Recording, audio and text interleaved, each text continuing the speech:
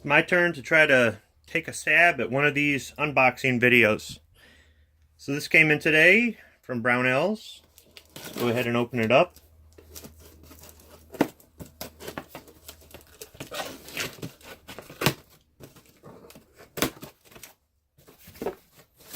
What do we got?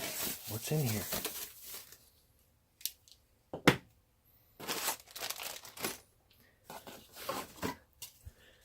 We've got some Lucas Oil Extreme CLP.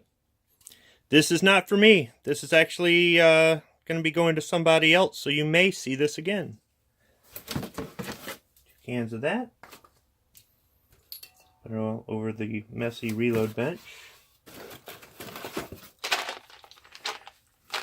Sierra 44 cal. So these are bullets, 250 grain. For 44 special and 44 magnum reloads that I'll be doing for my, well actually this is it'll be a 44 special plus P plus that I'll be doing for my Henry rifle.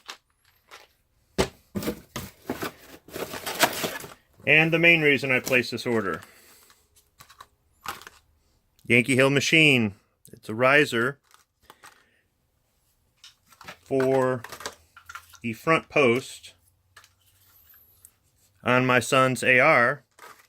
I've got a Yankee Hill flip-up sight on it, and it sets way too low. I don't know if you can see there, but I've got the post maxed out, and aiming at the bottom of the target, I was hitting the top of the paper. Well, it just sets too low, and there's no way to lower the rear sight. I could put an A2 front sight post on there, but I've already got this, and I wanted to see if there was a way to utilize it.